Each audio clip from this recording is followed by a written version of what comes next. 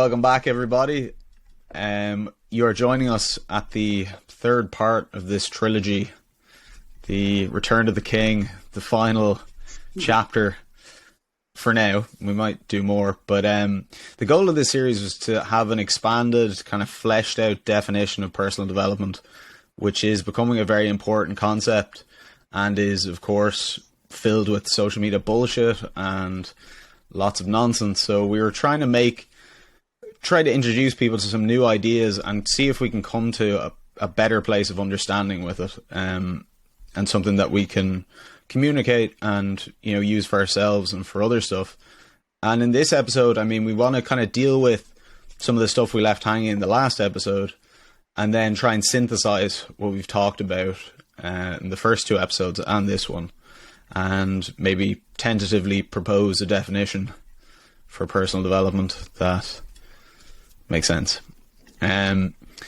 So yeah, to start off with, I mean, there was the two things for this one really was Sophrosyne, which is a virtue sometimes translated as temperance, which is in kind of opposition to enkratia. Enkratia is, in Aristotle's view, having power over yourself. So it's when you see the tasty cake and you have to force yourself not to eat it because it's delicious, exerting kind of influence on yourself.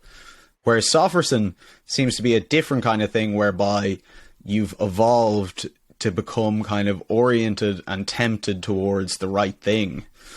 So you don't maybe even see the tasty cake. Maybe you're so focused on doing wonderful things and, you know, your life is so great that sugary escapism doesn't appeal to you.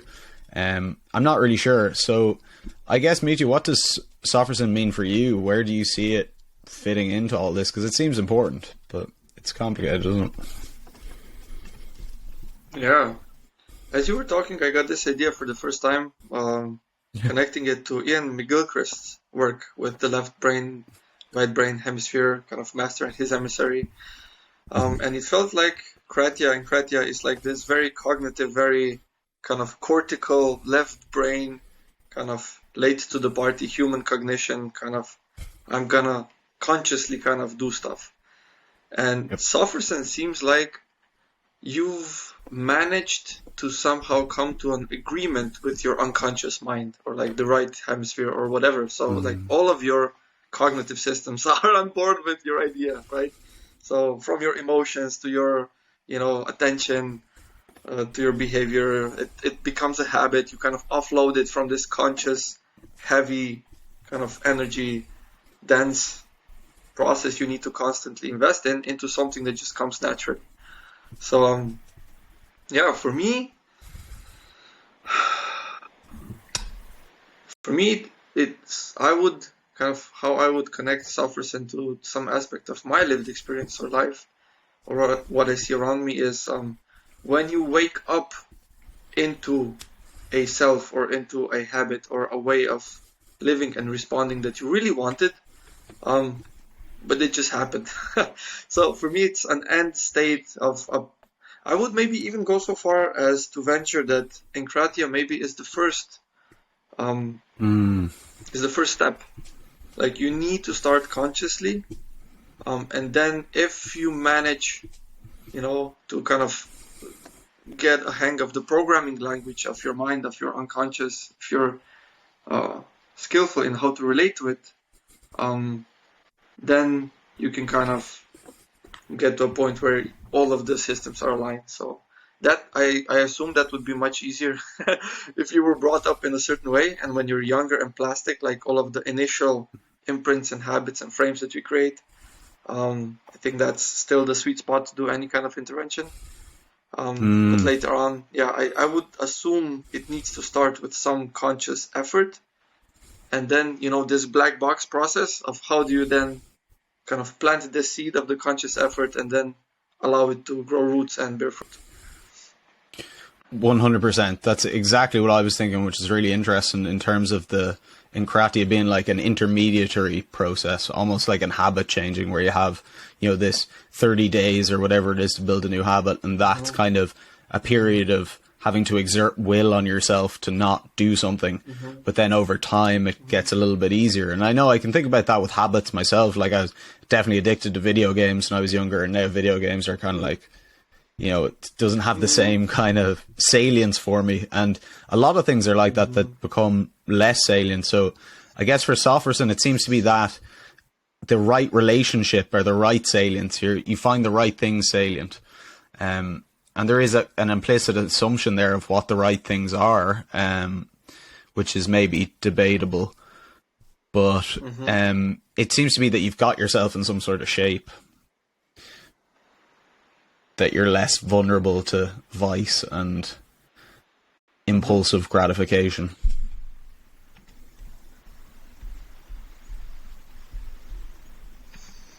Yeah, I'm wondering if there's anything more to be said about Sophrosyne. It's I guess what opens up as a potential door to explore is to try to zoom into this black box process, right? So how to transition from enkratia, from this kind of forced discipline, to this state of just not being pulled by temptation anymore. Like, if there's anything we can say about this transition, how to cultivate it, or how it happens. Yeah, and it seems to be pretty central to personal development, that at least that we're talking about, that the Sophrosyne seems to be the kind of the goal state of that you're that. Well, yeah, I guess it's not a final point, but it seems like an ideal, really, in terms of that your salience landscape is aimed the right way rather than how it is oftentimes, which is all over the place, and that you're finding the right things relevant, the right things salient. And so you're not having to kind of force yourself to do things. You can act naturally in a way, which seems to be quite common to describe in the Sage. But yeah, in terms of helping people to transition from one to the other, that just seems like habit building. But you'd have to first of all decide what your bad habits are, how you're going to face them, what you're going to replace them with. And I wouldn't be an expert on any of this, but virtues seem to be good habits, vices seem to be bad habits. So it's about separating your virtues from your vices and implementing some sort of routine change. I don't know if you have any other thoughts on that, but yeah, I'm wondering, when you said that it's the end goal or the goal state or something of personal development, for me it feels more like a process. It feels more like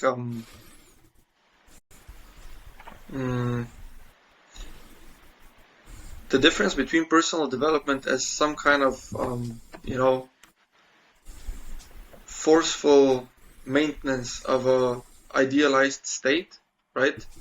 And you kind of, for probably superficial reasons or reasons that don't go deep enough and that don't convince like your unconscious mind or like the right hemisphere or whatever, you try to kind of keep up a certain facade or a certain lifestyle or a certain way of responding.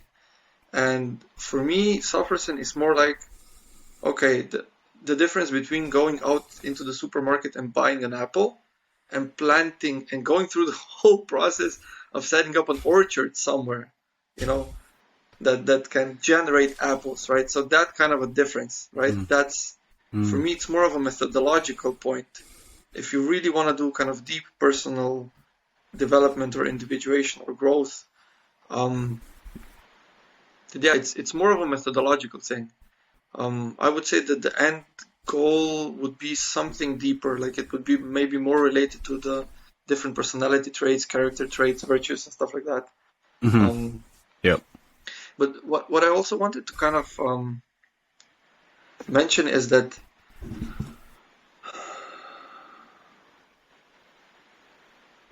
when you mention habit building, like, I agree, but if I try to kind of remember a thought kind of exploration I did a while ago, where I tried to map the 4 levels of knowing from Vervaeke with different kind of analogs. I got to like the participatory thing. I think I linked with personality traits. I think I linked perspectival with virtues. I think I linked the procedural with kind of capacities, and propositional with values. So, and capacities and habits, maybe that could be somewhere in the ballpark. But I would maybe say that yes, habit building is a part of this Sophrosyne. But I know personally, like I've read the Atomic Habits and stuff like that, and like tried different 30-day challenges and habit building stuff. But for me, often it fizzles out, like for X reasons. And I think there's this Sophrosyne. I think it, for it to work well, I think it would need to have scaffolding on all of those 4 levels, right? So, for example, to start connecting with the value that's important to you. So if we try to place it in a concrete example, what I'm trying to kind of cultivate in my life is to get this proper order of doing stuff in my day. So to start with, like, the most important thing as soon as possible in the day, right after my morning routine or whatever. And to do that, I'm assuming what would be needed for that to really stick and to be done efficiently is to kind of have this contact with values first, right? To kind of figure out, okay, why is this important to me? Like what, in my case, it could be something like efficiency. It could be something like integrity. It could be, certain values. And then, okay, like what are the capacities that are needed in the process? So it would be impulse control. It would be planning. It would be goal setting. It would be different capacities, habits. And then virtues, and linking it to this propositional thing, to this perspectival kind of layer of knowing. It might involve kind of embodying certain virtues and maybe bringing to mind and embodying certain role models, right? That, I don't know, people like Elon Musk or David Goggins, or certain people like that have virtues of persistence, that have certain virtues, certain ways of looking at the world. And then at the bottom to kind of be aware of certain personality traits that I have and certain character kind of traits that I would need to develop. And then finding some kind of a package, and that being the strategy that would help get me to this Sophrosynic way of, it's just natural as waking up in the morning, and now, brushing my teeth is very natural. And the same thing, it would be just like, yeah, that's what I do. I get up in the morning and I think what's the most important thing I could be doing, and I just focus on that. So I think all of those 4 layers would somehow need to be addressed, with habits probably being related just with the the procedural.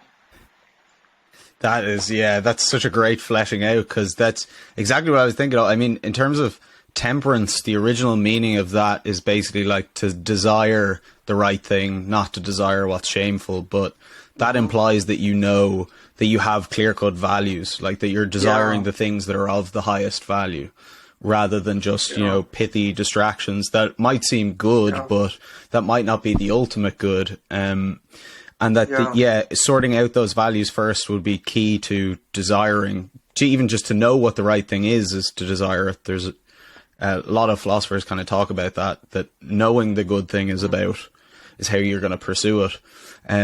But then there's also something you were talking about there with virtues. Like Aristotle says that, character is just the end result of habits.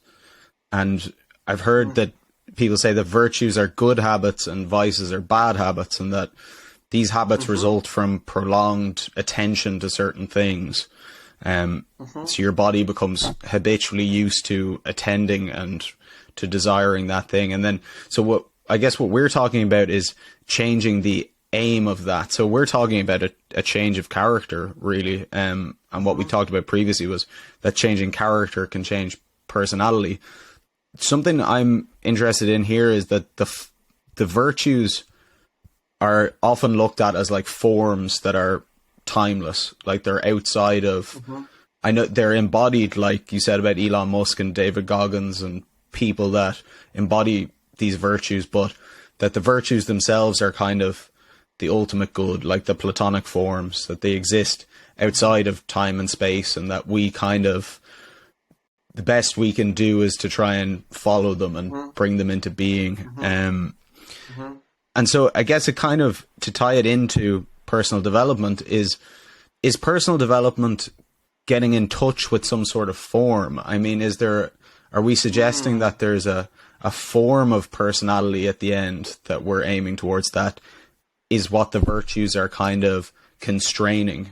Because habits are as much constraints on behavior as they are particular behaviors. That's a that's a deep question. Sorry, I kind of threw that one at you. But before I dive in, no, I love it. Maybe what comes to mind first as a potentially useful concept to help us kind of survive longer as we dive to the depths is fitness landscapes and attractors in fitness landscapes. So I would say that, like, human beings, we do have this essence, that's partly based in our DNA, partly based in our ecological niches, partly based in, it then gets more and more malleable as you go through kind of culture, the physical space in which you live, the individual kind of knowledge and possessions you have and whatever. But I would say that, like, as a human being in a particular context, at a particular point in space and time, there are more or less optimal ways to be, right? And I think, like, different layers of that change, like, with different speeds, right? So, for example, in terms of career, like, if you got the boat and became a programmer and learned programming, like, I don't know, 5, 10, whatever years ago, that was pretty optimal, like, in terms of, depending on your values and stuff like that, but on your earning potential, on your lifestyle, if you value mobility, whatever, like, you could, that was pretty optimal, right? And that was like a newly emerged attractor in this fitness landscape. But I think then if you go down, like, into more and more stable layers, like the same way you can go down to kind of, you could assume that continents just are, and even if you would look, like, at ancient maps, the first human maps, it would pretty much be the same if you control for the error. But now we know they're not, like, they're drifting with centimeters per year, but even that is changing, right? So with that being said, I think, yes, we could kind of treat personal development as this consciously driven process of trying to orient yourself in this kind of metaphysical, abstract fitness landscape, right? From where I am, from, my starting point, my personality, my capacities, my language, my culture, my, the capital I have, the possessions I have, the network I have, whatever. And given my kind of purposes, goals, mission in life, whatever desires, like, what would be an optimal place to position myself in this fitness landscape? And the process of getting there, specifically the layer of, like, what do I need to develop and change about myself? I think that could be construed as personal development. Yeah, and just that it seems like that the goal of that fitness, orienting yourself in that fitness landscape, that has emerged from tradition, at least in the West, as far back as, say, almost the pre-Greeks. We don't really know where these virtues and values came from, the kind of cardinal ones, which then came into Christianity, but it still have remained largely the same. That the proposal from them is that the best way to exist in this fitness landscape is to follow these virtues. And Augustine talks about that the will to live rightly is shaped by the virtues. So if your will has become corrupted in some sense, so perhaps, desiring things that are bad for you, through self-deception and self-destruction, then desiring the virtues can kind of reorient you in that, and that it'll take you in the right way no matter what, in some sense, or that it's maybe not the right way, but that it's the only way almost, or that it's the only path to wisdom being the end goal of it, and that it's the model that we've established through tradition for what a person should be. I would just and has it internalized. But yeah, sorry, go ahead. I would propose for us to kind of increase the resolution on the concepts of good and bad in this context as we use it. Yeah. And maybe to start, I just throw in this metaphor of like having the capacity to produce a certain kind of outcome. So, like you mentioned Aquinas, right? Or Aristotle and people like that. They went through a certain search process. They went through a certain psychological process, and they ended up with this insight or this conclusion that these are the virtues, and these virtues are the optimal kind of way to be in that context, right? So that's akin to someone being able to make a table or make a certain tool, right? To make a hammer. And then the difference is kind of once a hammer is made, do you know how to use a hammer properly, right? And I think those two processes are equally important. Like, I'm not saying like everyone should go through the process of learning how to make a hammer, which in this analogy would be kind of, okay, can you reproduce whatever psychological process Aquinas and Aristotle went through to get to this end of virtues, which I would assume, for example, in Native American cultures or in Viking cultures, their philosophers, their versions of Aristotle and whatever, given on their kind of positioning with other cultures and their ecosystem and their access to resources and technologies, they might have come up with a different set of virtues, right? And there was this, like a famous clash was, for example, between the pagans and the Christians and monotheistic religions. So I would just I prefer I prefer not to take the hammer on its like own. But I really like to know how to make a hammer, if need be, right? So for me, like that's the process that really captured my attention and doesn't want to let me go, which is, okay, how would you reproduce this, right? How would you go through the same process and arrive to a certain set of virtues that you could then say that they're optimal in some context, right? Because I would argue that the 20th, even the 19th, 20th, and especially the 21st century, stuff changed. Like stuff really changed. Like with being able to produce digital artifacts that can be extremely expensive, being able to, like, if your aim is to do good and kind of serve the whole and help the well-being of the community in which you live, and if your community expanded to kind of the planetary community, the global community, and if it includes kind of non-human life forms, and with all of the technologies at our disposal, from programming to genetic engineering, like we're in a sandbox, and surrounded with toys that I do not think Aristotle and other people could have imagined. So I think if we somehow found a way to repeat that process, I'm not so sure we would get to the same or identical kind of results. I'm hoping like we would converge on some things on a very deep level, but I don't know. Just wanted to mention that.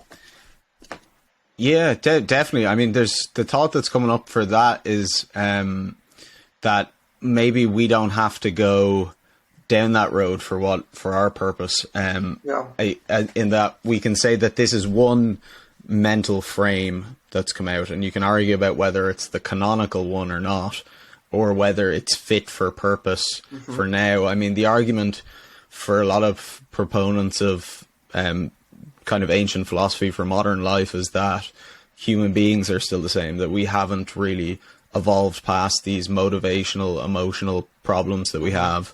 Our perceptual systems are largely the same. Our relationships, albeit more complicated, we still have the same kind of hardware, and we're still grappling with it as conscious agents. But I don't know if we have to really commit to that, to be honest. And it's not something we can do during one podcast. Yeah, it's taken 3,000 years.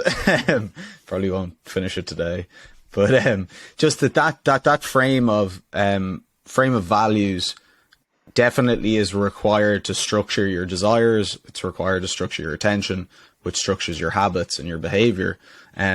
Which one's right and which one's wrong maybe isn't for us to say. Each person probably has to work that out for themselves.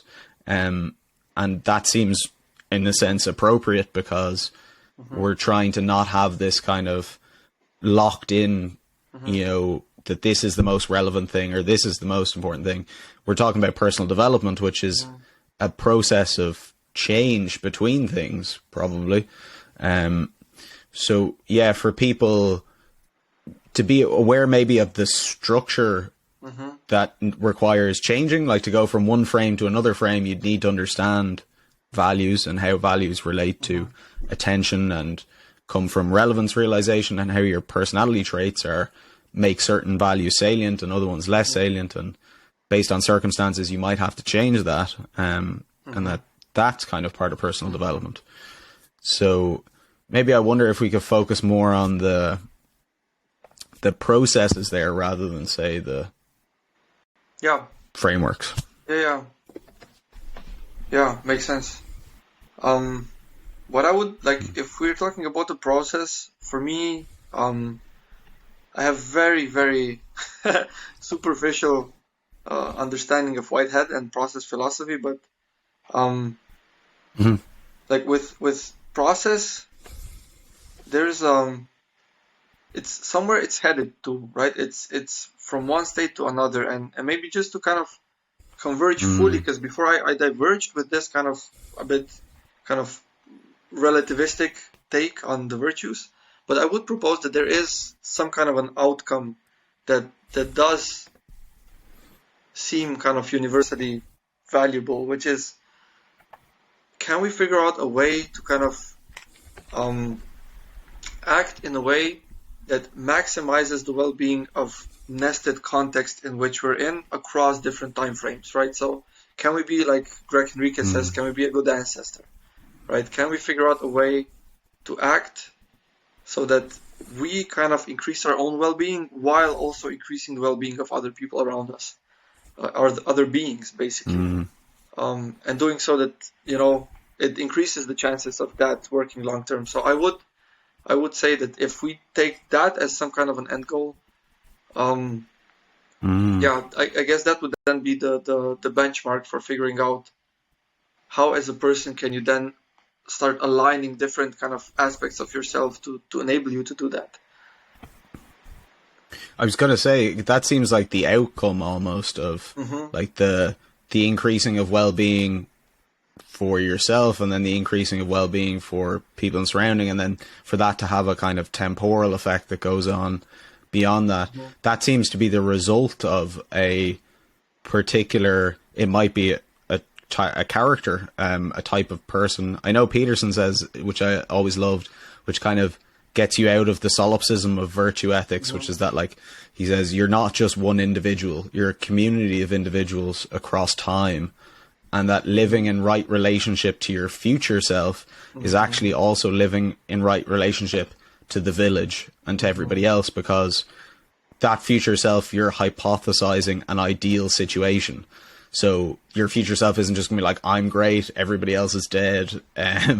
Like the maximum optimal circumstances for you in the future will also be the maximal optimal circumstances for the people that you care about. It'll also be the maximal optimal for the economy that you're embedded in, for the,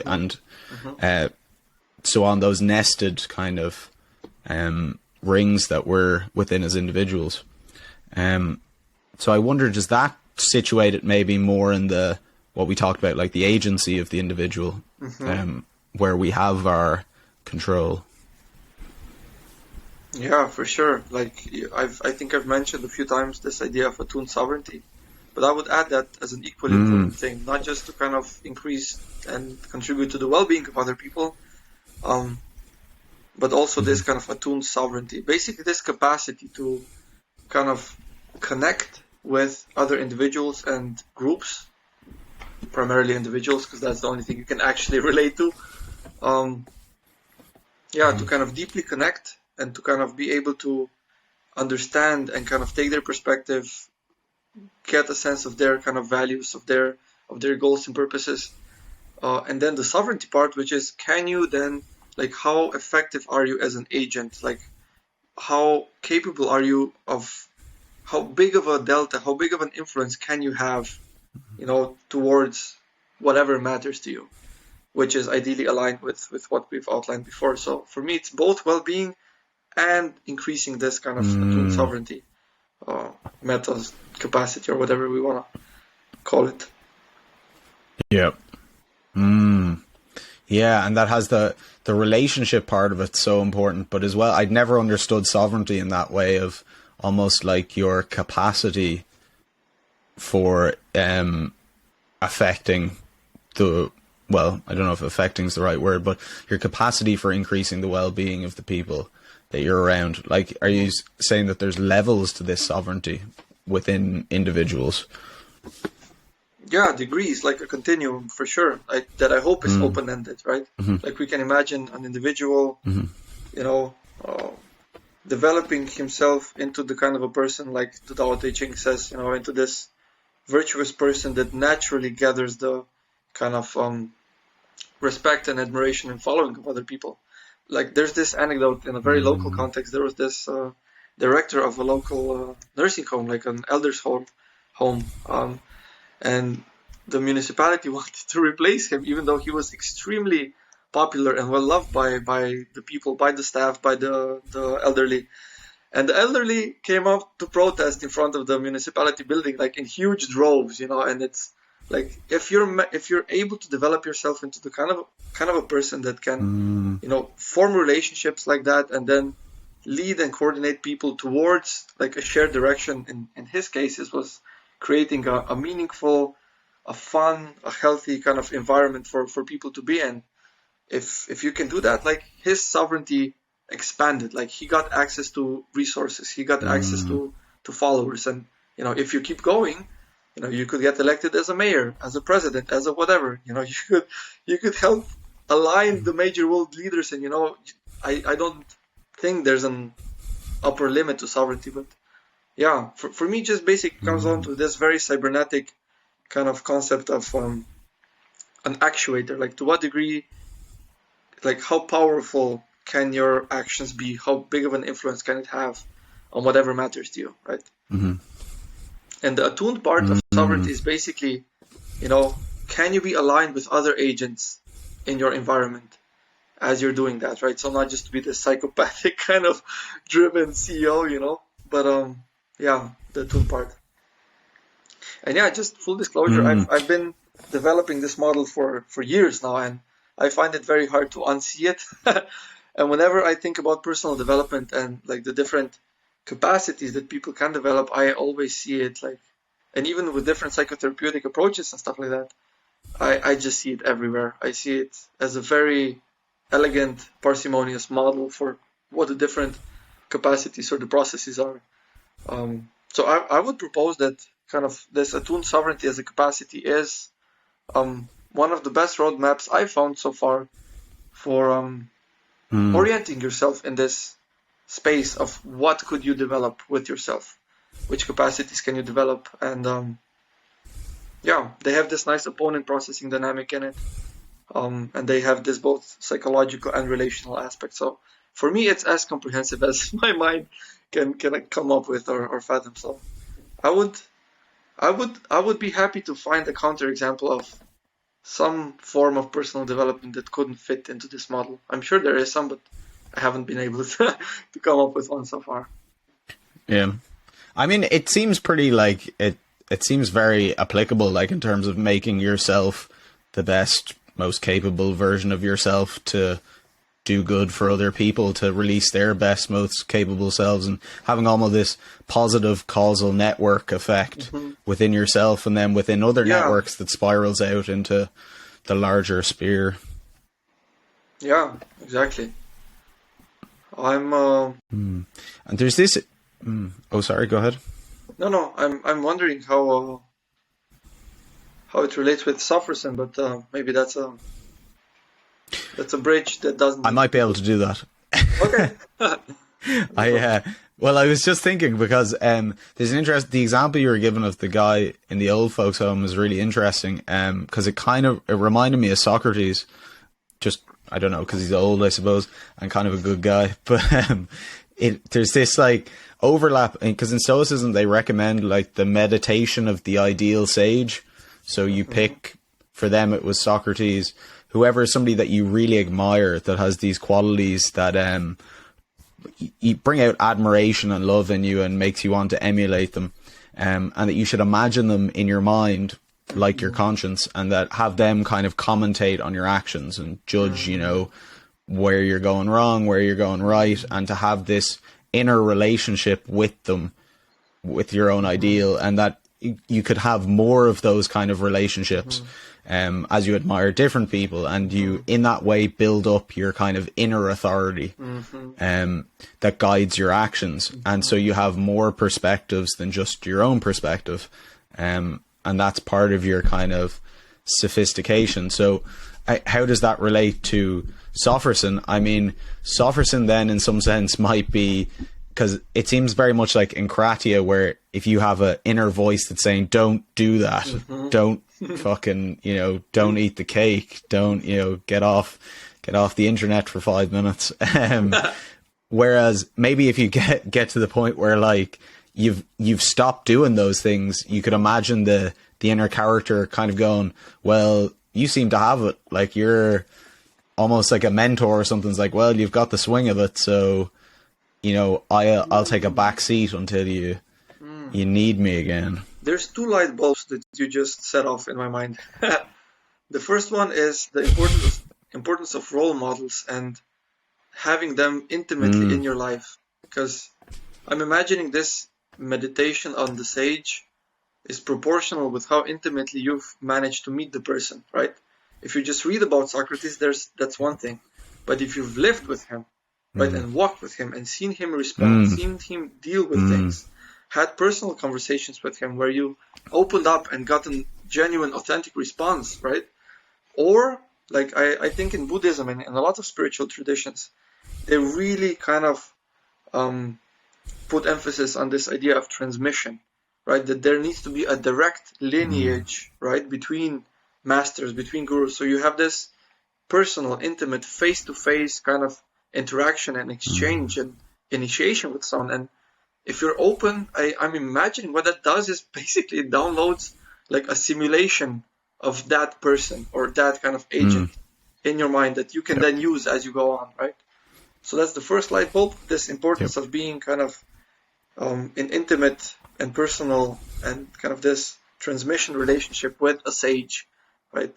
I'm guessing you might, if you consume a bunch of YouTube videos from someone acting in different situations, that you get something approximating that, but I'm still guessing that there's something about personally relating with a sage that's maybe even necessary for this, right? And the importance of eldership and elders for making that happen.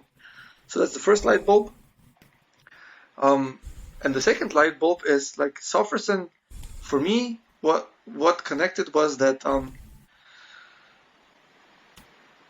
the difference between a kid being told, don't put your head on the stove because you're gonna get burnt, and then when he gets that experience, like he has this embodied understanding of, oh, that's why you don't do that. So I'm imagining if you're able to internalize the sage, or like, because I'm always wondering, like, where did the sage come from? Like, it's not an infinite regression problem, right? He went through a certain process and got to certain insights, right? But when you get this, when your perspective expands well enough, so you have like a very embodied and first person and immediate understanding of the consequences of what you're doing, right? And if you're able to kind of step into other people and how your actions are influencing them, I think it's very much akin to that hot stove thing, right? So you do not want to kind of spend another minute browsing, trivial and addictive kind of internet content because you know how precious life is and how short it is, right? And how long certain pursuits that are noble take. And then you're like, no, you maybe even get sick to your stomach of like, why would I do that? It would be like, throwing away perfectly good food, and knowing that, in 2 days you might starve, why would I do that? So I think it comes to this, like if you're able to take on this perspective, then it's just natural, like you see it, right? And then you don't need to kind of go through this elaborate process and trust authorities that don't really relate to your personal experience. Man, again, 2 light bulbs definitely right away. Like the sage thing, like that you could almost through like the personal relationship, but also through many different sages, like that you could end up with a meta sage, like from not just Like Socrates, but you love, you know, yeah, like the mega sage, but that you generalize eventually what's common across all of them, and that it informs this kind of inner authority better. Yeah. So that the process of for everyone, you're constantly adding to this inner representation. And then what it seems to be like the stove example is so perfect, because that's like knowledge. You're like, you've kind of done this, and there's a knowledge of what to do and what not to do there. And that perhaps if you've internalized this sage enough, contained within that is the knowledge of what to do and what not to do from loads and loads of people. Loads of people who are very well thought out people who obviously knew loads of other people who have thought about this a lot. And you end up with this kind of cascading model that you've developed from these other people models. And that if you could do that enough, and do it honestly enough, that you could end up then in a position where you know what to do and you know what not to do. And if you listen to it, you'll be in a pretty good place. Man, if we or you'll get killed by the Athenians, like Socrates. If we figure out a way to get some AI people involved and use stuff like machine learning and neural nets and stuff like that. Yeah. If we got a well-labeled data set of sagely behavior, like whatever that is, it could be kind of videos of people responding in a wise way. It could be stories about stuff, like, I don't know, but just if we gathered up all of these gems that were kind of carefully and you know, with blood, sweat, and tears carried through the generation and distilled kind of as this potion of wisdom, if we figured out a way to kind of gather all of that into some labeled data set, you know, and convince DeepMind, you know, the company, to get a crack at it, I think we could get this meta sage thing, because we do have language models that you can talk to, right? We already have them, but just the data set that they were learning on, I don't know exactly, but I assume it's just a random sampling of the internet, like as big as they could. They didn't filter like just the sagely, you know, samples. But if we found a way to do that, like that would be amazing to talk to that AI, like to have some kind of a written exchange with that thing. And it could potentially, I mean, like the most scalable, like wise sage that ever existed that could guide people through their lives. Vervaeke actually talked about a very similar thing in, he did a talk on artificial intelligence, but then artificial wisdom and artificial rationality, and how we're putting all this time into artificial intelligence, but you can be very intelligent and completely irrational. So you can't perceive essentially when your frame is wrong. So you'll be very, very effective in the wrong direction. And rationality is required to apprehend when you have the wrong frame and to realign it and create a new frame. So his argument is that we're going to create really intelligent machines that are completely insane, basically. And so we need to work on artificial wisdom and artificial rationality. And yeah, it's a very interesting topic for, what we're talking about. But yeah, I mean, how, again, I suppose to bring it back to this core question of, you know, what is personal development? Could this sage be the inner guide of personal development? Yeah. It seems to be. So. I think so. Like I remember this the thought that the sage is to the adult what the adult is to the child, right? So maybe what we're talking about is there's a certain mode of being that's sagely, that's wise, right? And people might have called them saints, sages, whatever, and like a few people managed to stumble into that out of necessity or chance. And maybe what we're trying to figure out is how to create this escalator to get more people to this sagely level of being and whatever. I think it's the same with like literacy and stuff like that, because we were living in times where the mass of humanity, like to start it off like with violence, like at some point in history it was, a source of pride of how many people you killed, and how strong of a warrior you were. But then eventually we got to grasp this value of human life, and if we find a way to coexist and cooperate, we can do bigger things together, right? And then, stealing now, like, sometime in the past raiding was, something you just did, Now we're it's still happening. Maybe even you could argue it's happening on a bigger scale in more sophisticated ways. But like we have managed to construct escalators in the past for literacy, for writing, for math, for computer use. Like we have upscaled and up-leveled humanity as a bulk a bunch of times. So I don't think it's out of the realm of possibility for personal development, like as this, systemic, maybe even scientific practice to be aimed towards this escalator towards sagehood, I think it's very, very much... It just struck me as you were speaking. And stuff like that. Like, I don't think we need to reinvent terms much, but yeah. Wisdom, I think it's a very fitting term to place at the center. It struck me as you were speaking that the sage is the most developed person. Like they're the one, like if we subscribe to this framework, they're the most. If an adult pushed their development fully, they'll become a sage, almost like a Pokemon or something evolving. I'm not excluding upper limits, right? Post sagehood stuff, but and maybe there's something beyond. Yeah, let's say it's the next level for most humans. Yeah. And yeah, that kind of, I guess, yeah, and then the characteristics of the sage being wisdom and virtue. There's a lot of interesting work on wisdom at the moment. I was reading the Wisdom Consensus Report from 2019 that Vervaeke and some other ones worked on, and their kind of idea as wisdom as this perspectival metacognition that's grounded in morality, or that's morally grounded. The ability to see through illusion and self-deception, the ability to assist other people, coordinating long-term planning, implementing abstract concepts.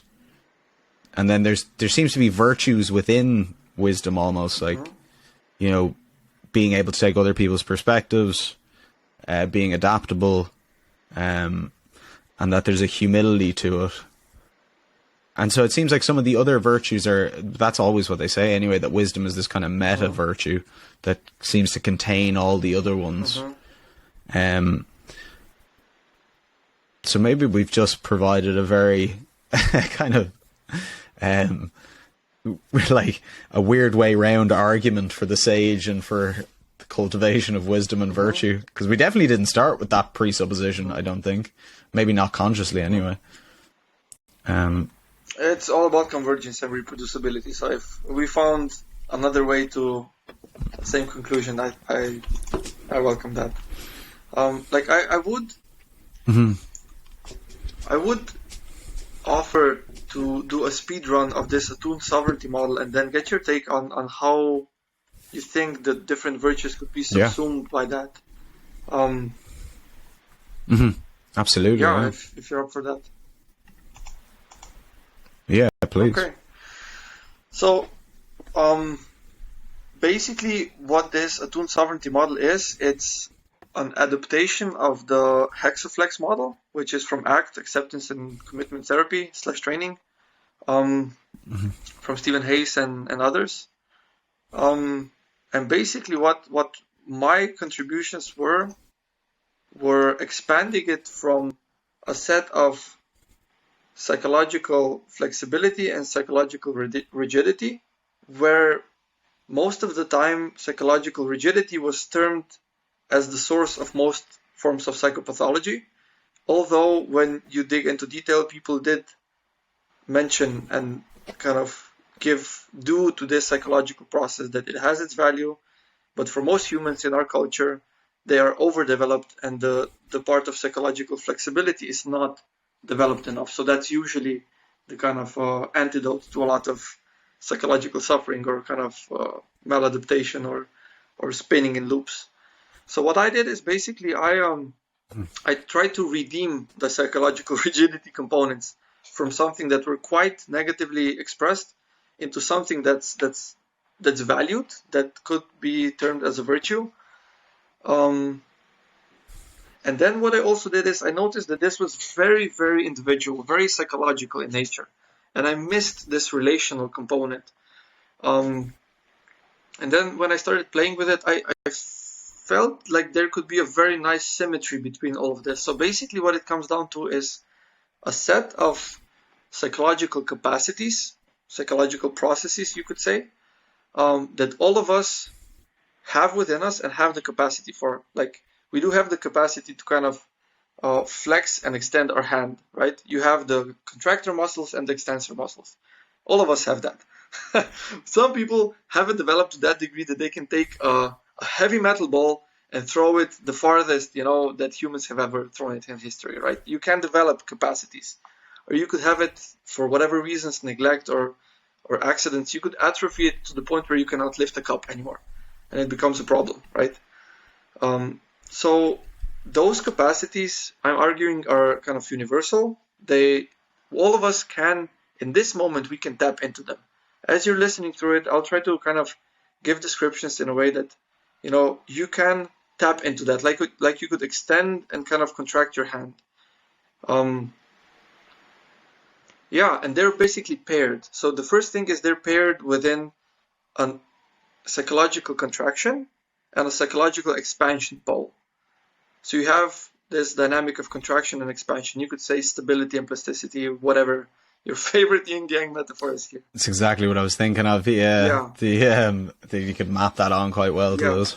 And then you have the psychological and the relational aspect, right? So attachment theory comes in. So I call it relational attachment and relational detachment as two kind of relational processes you can engage in. That I would argue they start with the psychological kind of parts first. And then vice versa, you could say that those are formed by the relational processes early in life, like you as a baby with your mother, right? So it's a chicken and egg thing, I guess. But so that's the first kind of architecture. And then what the hexaflex does, it basically breaks down this capacity. We could define, let's say, attuned sovereignty. If you pressed me for it, it would be the capacity to be kind of in deep connection with other people, deep alignment with other people, while kind of being aware and open to kind of what's happening and engaged and moving towards a value direction, right? So it has this component of awareness and of kind of efficacy, right? So that's the psychological part. You're basically a good cybernetic system, right? And the relational part is you can kind of align and navigate and negotiate with other social agents in the field. So that's how I would define the capacity. And then what the hexaflex does, it breaks it down into 3 response styles.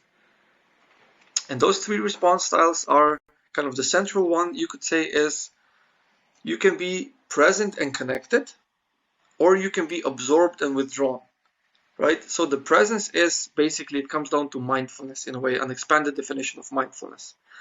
And being absorbed is kind of being able to kind of, lose yourself into this conceptual universe of remembering and imagining and kind of taking on a fixed role and self. So it's this very kind of mental thing. And the same relationally, it's kind of being withdrawn, right? Instead of being connected and kind of face-to-face contact with other people.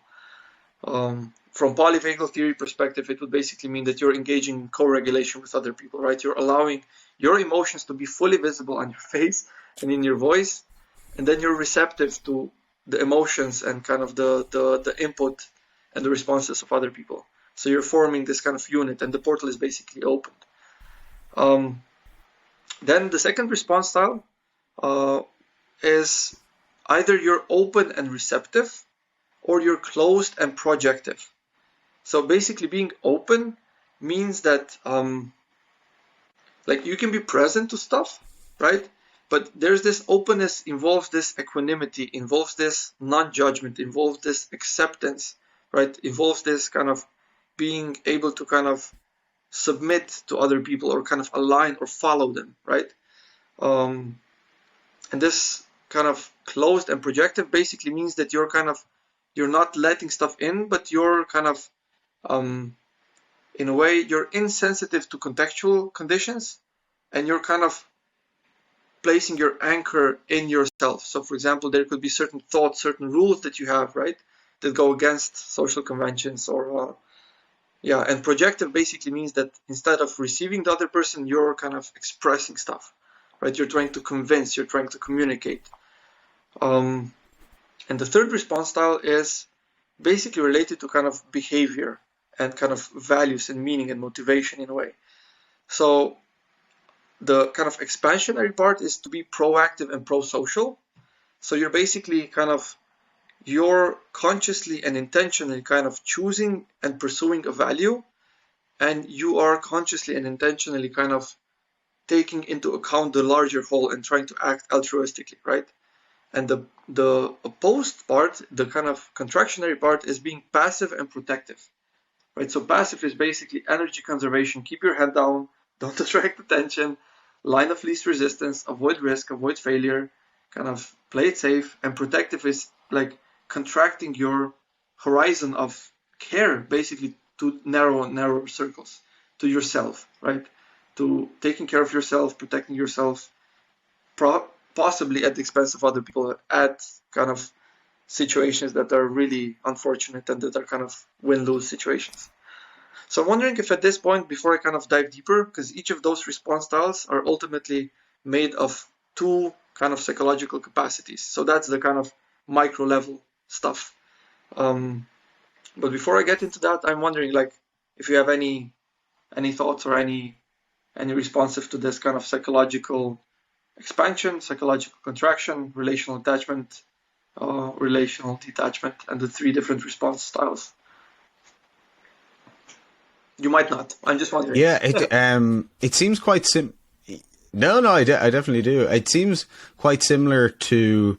I mean, I'm thinking about the stability plasticity kind of trade-off that you mentioned, but also like what Vervaeke talks about in the in Activist Big Five personality theory, that kind of trade-off relationship goes all the way down to the 10 factors of the 5-factor personality scale. So say for agreeableness, you have politeness and what is the other one? It's not compassion.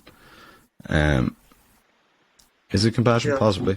But that there's a trade-off between them, like as in compassion is the natural one, bottom up, whereas politeness is more the top down, socially mediated, and that agreeableness is all about basically how to behave in social situations, what's socially appropriate, what's optimal socially, and that they exist in this trade-off relationship. And then I think he puts agreeableness in another trade-off. I can't remember exactly which trait. Is it conscientiousness? But anyway, the idea is that there's these, the exact same thing, that you have the two opponent processing forces that play off against one another to try and end up in right relationship or optimal gripping that's with the situation.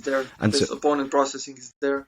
I've tried to do some work with mapping because there's also the Big Six kind of hexaflex model, the hexaco model, which isn't that different from the Big Five, but in some ways the way emotionality and neuroticism are projected a bit differently, which does also have some kind of content level differences. But I tried to map the 6 personality traits to this, and I got to some tentative kind of analogies, but I'm not really confident to make that move yet. But I think it's that's kind of what I'm wondering about, I suppose. Do you think is there conversion? I think there is. Like I would place personality like at the core. Then I would place this maybe virtues as the kind of character level. And then I would place this attuned sovereignty as this level of capacity and knowledge and skills and I don't know. For me, it feels more tangible. Like I can do stuff with the Attuned Sovereignty model. Like each of the 6 capacities, I can kind of tap into them and evoke them, right? That you can create exercises for them. For me, it's much more pragmatic and useful than just virtues, right? Or personality traits. So I think they do stack, but maybe they're on like,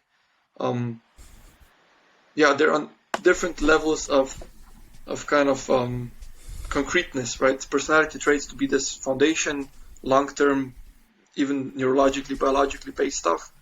Then kind of virtues as this character and this life history, kind of deep conditioning and habits and patterns.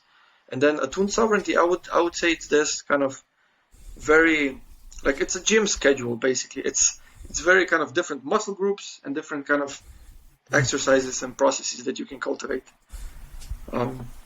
So just for the sake of time, I would try to speed up a bit and kind of zoom into each of the 6 and give a very brief kind of description and try to kind of evoke it as we're speaking.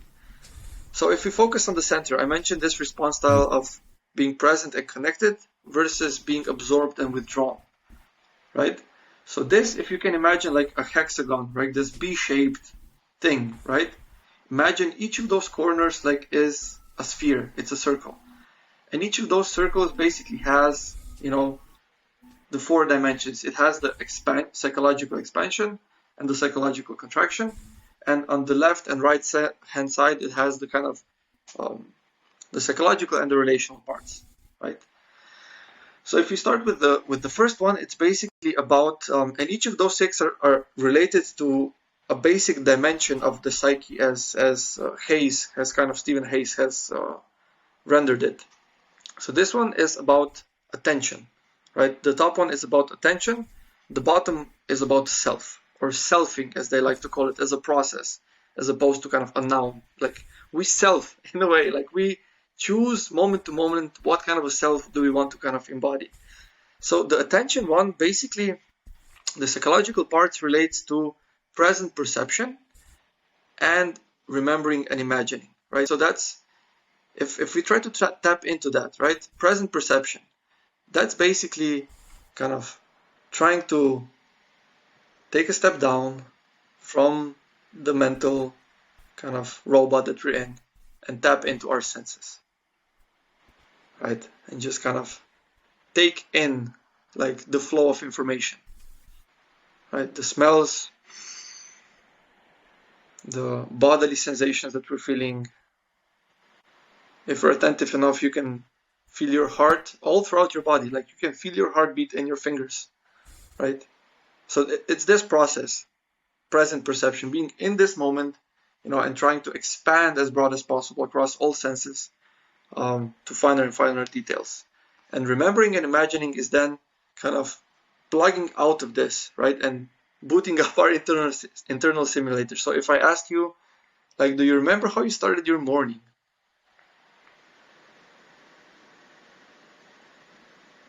Like there's a process that unfolds in you, right? You do something internally. Or if I ask you, can you imagine something about your future? Can you imagine, like, if you have a calendar, like if you have certain tasks, like what's your week gonna be like? Like what's happening tomorrow? Do you have something to do? Are you anticipating something? Are you worried about something? Like it's a process that you can tap into, right? So that's the psychological part. And then on the relational level, it's response. I've really struggled with the wording, but I called it responsive presencing. So basically what I mean by that is it's merging the attention and behavior with other social agents. So if you think about like in improvisation, improv theater, you have this exercise where you kind of mirror each other, right? Or if you dance, like if you dance with someone, you need to kind of merge and become a single social agent. If you're on a basketball team, right, you need to have this responsive presencing, right? And I won't go through it, but just for this example, I have broken down each of these kind of psychological capacities into 3 distinct kind of let's say, exercises or behaviors that you could kind of tap into. So for responsive processing, it's stuff like reciprocal contact. So it would be basically kind of looking at you and then creating space for you. And I don't know, just offering if there's any way you want to respond to whatever I'm saying.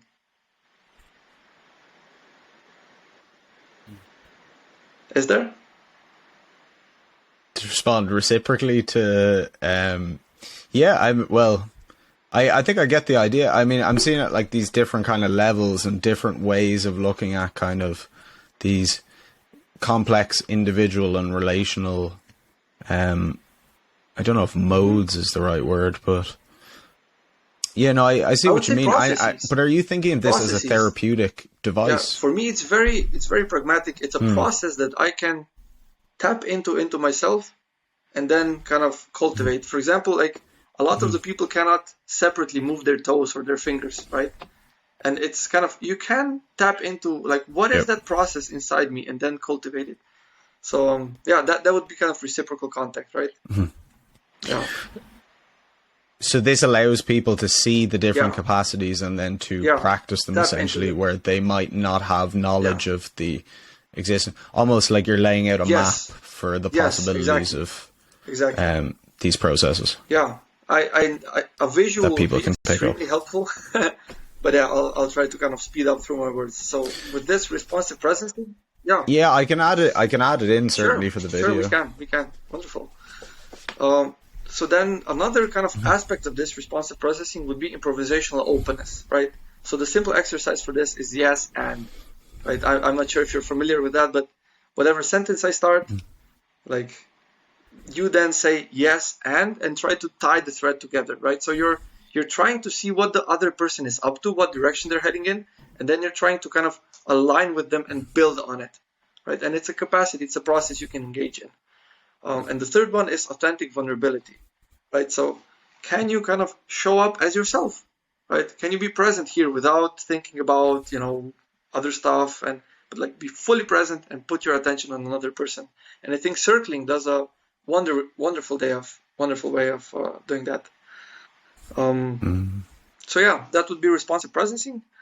Then the bottom one is dissociated solitude, and it's a weird term, but basically what I wanted to capture with this is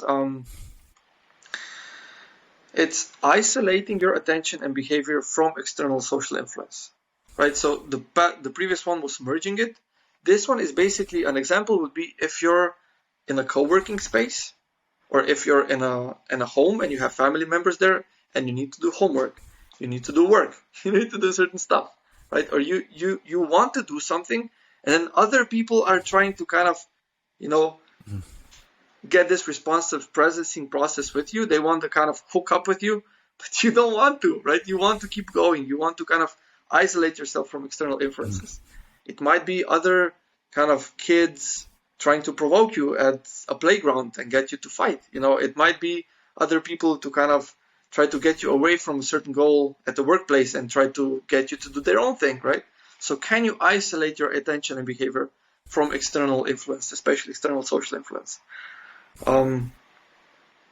It's kind of being able to kind of be comfortable alone, right? In silence, being able to be absorbed in your thoughts deeply, and then be just this unresponsive stoic kind of, take some, prompt from the other people and just allow it to dissipate and just do nothing in response. I'll then just wrap up with the final kind of process of this central response style, which is selfing. And this one is the hardest basically to explain. It's about how do we continually construct and step into ourself, right? So the kind of, if we start with the psychological contraction part, the psychological component, it's conceptual identification. So basically it means you define and take on a certain role, right? So it could be kind of, I am a psychologist, right? And whatever that means for me, it's a certain kind of vocabulary that plugs in. It's a certain kind of way of responding. There are certain things that are and are not appropriate. It could be kind of deeper. It could be like, I'm a shy person. You could have this thing, or I'm a lazy person. Like, you have a concept, you have a role defined, shaped, and what you do is you basically step into that clown car.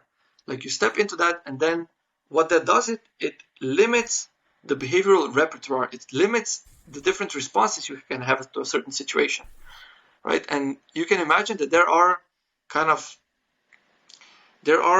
problems where you can have either a narrow set of roles that you can step into. You don't have enough roles to kind of meet the situation, or there can be conflict between different roles, right? You can be a certain way in a certain relationship and a certain way in a different context, and there could be clashes, right?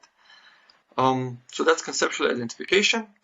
And the top one is fluid self-awareness. And this is the sneakiest way I've seen to smuggle spirituality into psychology in a way that's actually grounded and kind of pragmatic and useful. And basically what this means is, can you tap into this observer self, right? Can you tap into this state of being aware of the different roles that you hold and knowing that you're distinct from all of them? So it's the best metaphor I have for it is, can you move from looking and interacting with a PDF document to turning it into a Word file that you can kind of edit and shape, right? So this one is basically, it's this transcendent self-awareness, right? It's knowing that like 20 years ago, I was, a very, very different person than I am now, right? And 20 years from now, like, I'll be a totally different person. So can you kind of step into that process and kind of see and shape different roles that you have? So for example, what does it mean to be a partner for me? Like, if you have an intimate relationship or romantic relationship with someone, you might have a concept of what it means to be a partner, like what you do, what you respond, how you relate, how you don't relate. And this fluid self-awareness would basically mean, okay, I'm able to step out of that and then either shift into a different role, like from a partner to a friend, like in the breakup process, or like I can shape and modify whatever being a partner means to me, right? Being loving in a different way, or being more compassionate, or whatever. And if we shift into the relational side, it's basically either on the kind of relational detachment side, it's role-based profiling. So what that means is, when you come into contact with another agent, like the best example is someone in a supermarket, right? You just have this role that you project on them. Like, you're a cashier. Like, what you do is you take my stuff, you scan it, I give you money. That's it. That's our interaction, right? And that's role-based profiling. Or someone's a police officer, or someone like, you're a friend of mine, or you're my enemy. And like, you just put this thing on people, and then you relate with this icon of the person. And the kind of opponent process is this kind of this I-thou recognition, right? So being able to kind of relate to this agent in front of you as a thou, right? As this intrinsically valuable human being that, if you're a teacher in school, you don't know what this little being in front of you is going to end up in 20 years. Maybe he's going to be the president. Maybe he's going to be your doctor, but to relate to persons as kind of fluid agents full of potential and have this unconditional positive regard and this loving kindness towards people, right? And you can extend it to beings. Like, if you see a mosquito, like, you could just swat it, as this annoying thing, or you could kind of try to capture it, take it out, whatever. Like, there's different ways to relate as a thou. So I'm wondering, just at this point, how do you kind of, can you feel kind of the practicality, the pragmatic kind of nature of all of these four processes and how they relate together, as we've done with attention and self? Is it kind of, I don't know, useful or salient to your? Yeah, it seems, I can see definitely the practicality in terms of that you could easily turn this into processes that people can follow, and that there's a clarity to that you could exercise and that you could instruct people in a way that's very clear cut. And also, for me, a lot of them are, they're all massive skills, I suppose. Like, I think at the end for me, it was very much like metacognition, like being able to go from a first person to a third person to reflect on, you know, the thoughts that are going on in your mind, the way you're perceiving things, to take yourself out of the frame that you're in compared to other frames and adjust accordingly. So yeah, I mean, in terms of the overall question, the personal development, I kind of see all of those as being within that framework of needing, of being all examples of how you could develop personally, and maybe as a way of providing the processes to people that wouldn't be aware of them. So like you've pre-prepared essentially through expanding your own capacities.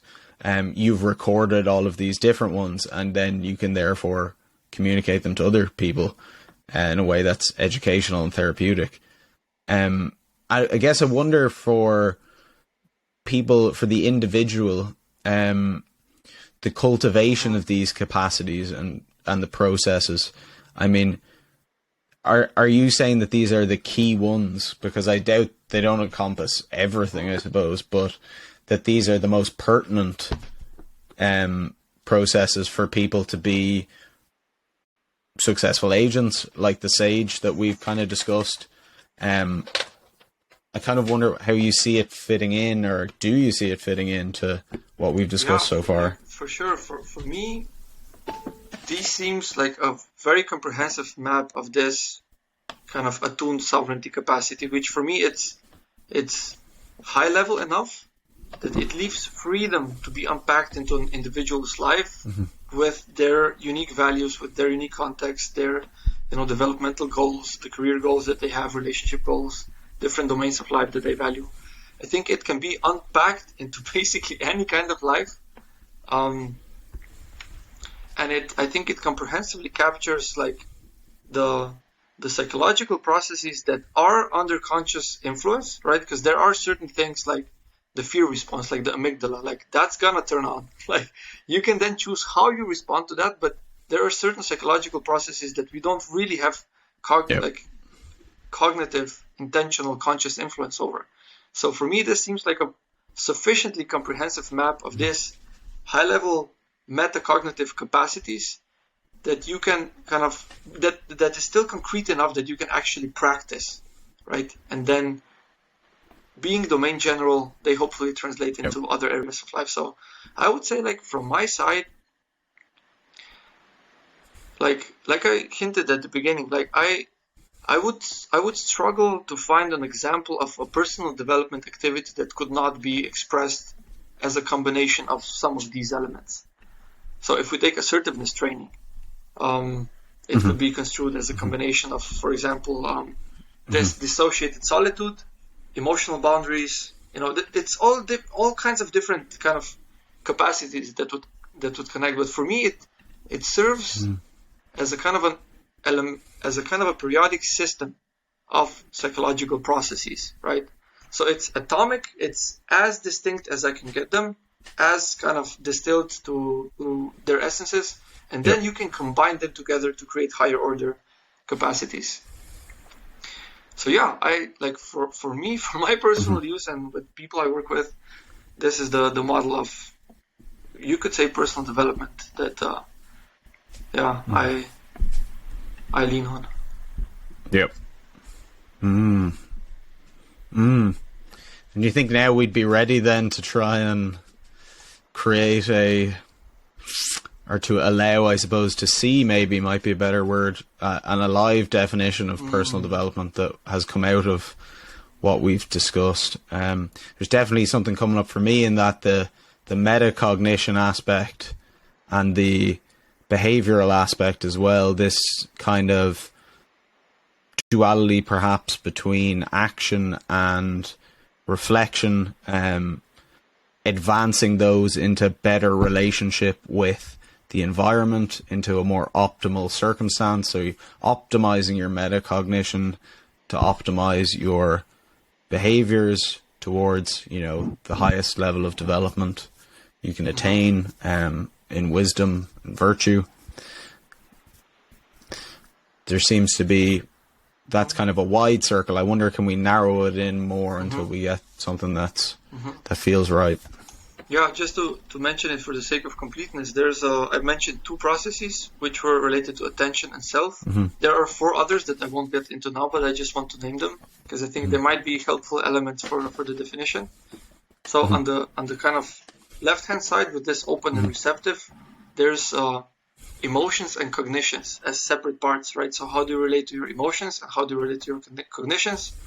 And then on the right-hand side is motivation and behavior, right? So with motivation, there's stuff like values in it, need awareness, and with behavior, it's like habits, developing skills, capacity, stuff like that.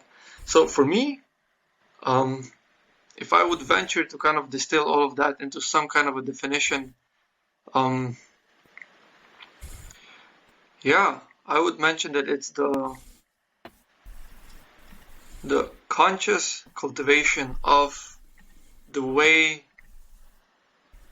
you relate with emotions, cognitions, attention, self, motivation, and behavior. So they can be, so that you can start seeing all of these psychological processes within you and relational processes as like if they become distinct to you, like you can focus in on them and then you can start working on it. Like you become aware of yourself and stop treating yourself as kind of a fixed object and that's just the way I am. And then you can start kind of consciously cultivating and having this kind of, I think they call it the sacred self or the kind of second self. To basically be able to get into this, let's say, scaffolded position of the sage, which isn't functional yet, but you kind of start stepping into that position and looking at yourself as you really are, like without, being truthful to yourself and letting go. Like I remember a personal process when I was preparing my LinkedIn page, like in the very, very, very beginning, like I was thinking about, all the stuff I'm going to put there and every little thing I ever did in life, and kind of, I just wanted to kind of paint this incredibly inflated picture. And then I remember going through a process which was very much aided by my girlfriend in this safe context, which was then kind of stress testing all of that and really kind of poking each thing and kind of mentioning, okay, is this a core thing? Can you really stand behind this? Is this a direction you want to keep developing in? So there was this process of, self-reflection, becoming aware of myself, kind of letting go of certain kind of delusions, maybe I would even say.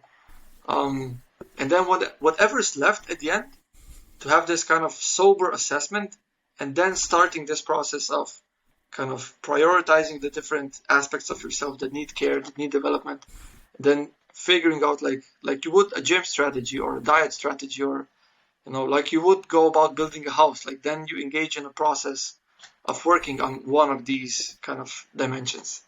But I really like the 6 dimensions of attention, self, emotions, cognitions, motivation, and behavior.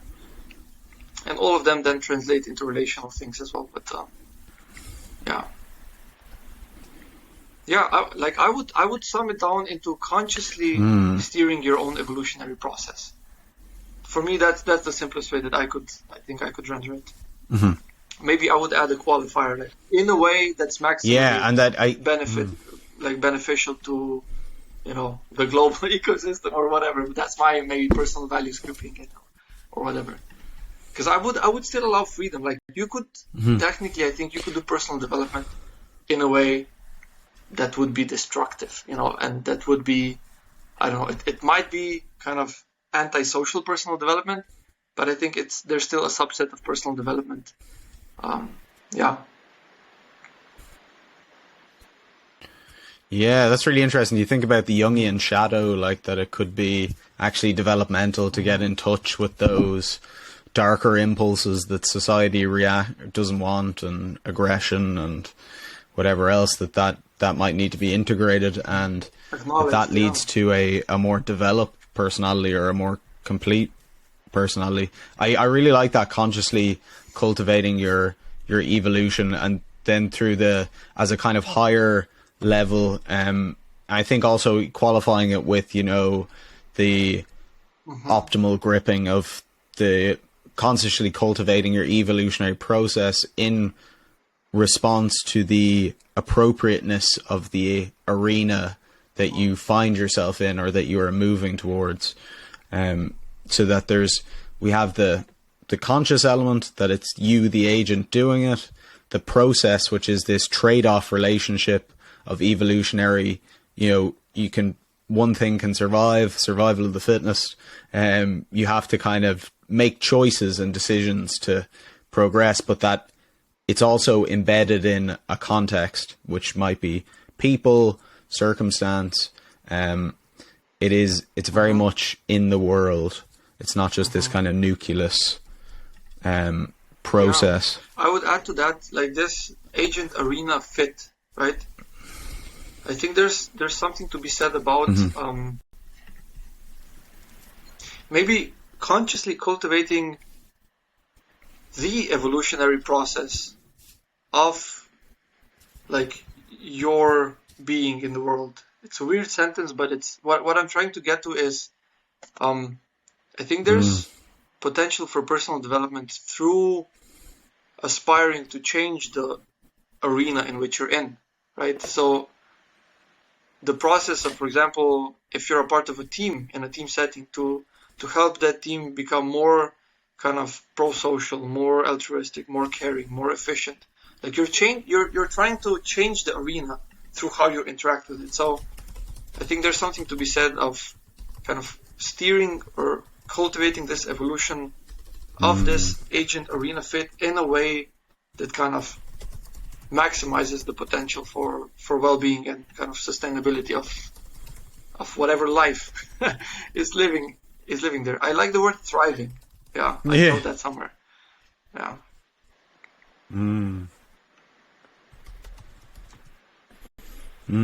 Yeah, I mean that it's moving towards the optimal circumstance, really, not necessarily exactly what's going on.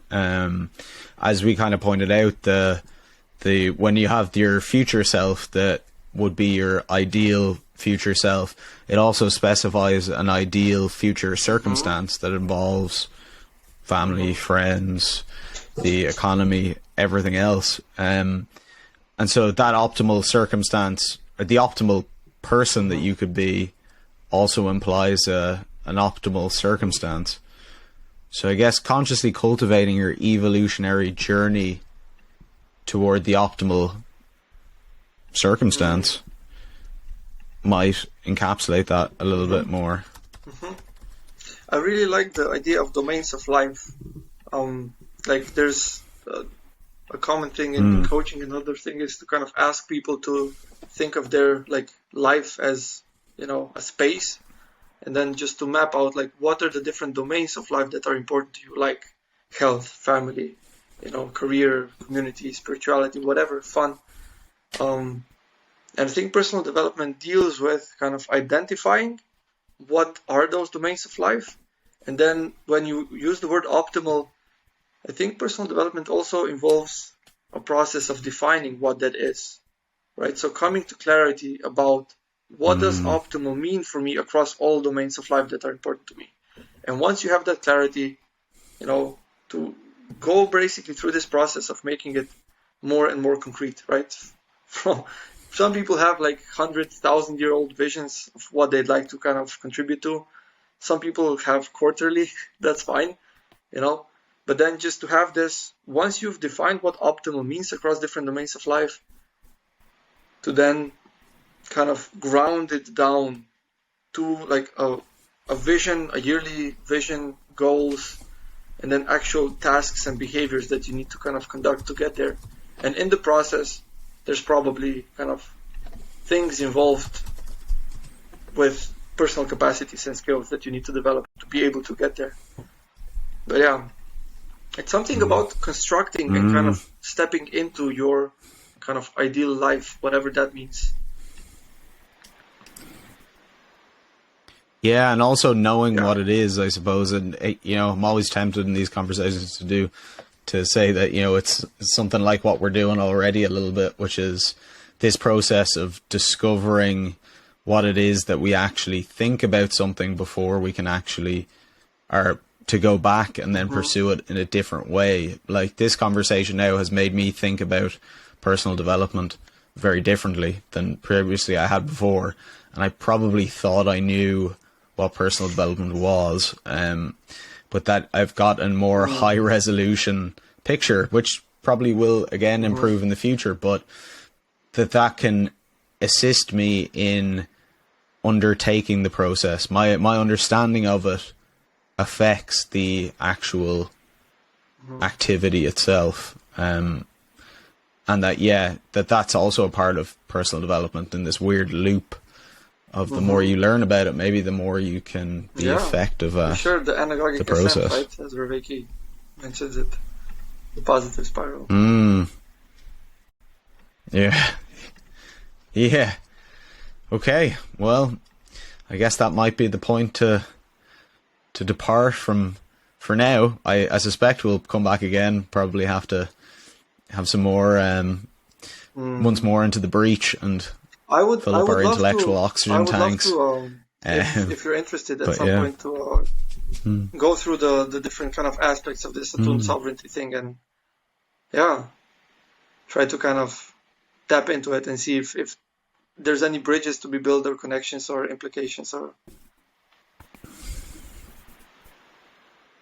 And get into the capacities more in terms of how you can actually teach them to people, because as we've talked about, the evolutionary traps, the need for personal development to be something that can be generalizable and taught to people as a subject for psychological literacy, for evolutionary literacy, that people can understand this process and hence be able to avail of it. For me what's important is that people would be able to conduct these processes on their own.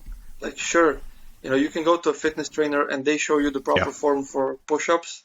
You can do that. But if people, for whatever reason, because they don't have the money, they don't have the time, whatever, I think there are resources available for, how to do push-ups, how to do physical exercises. So I would love to kind of share and express this model in a way, preferably with some, resources attached for people, that they could start kind of tapping into these processes, exploring them and cultivating them on their own.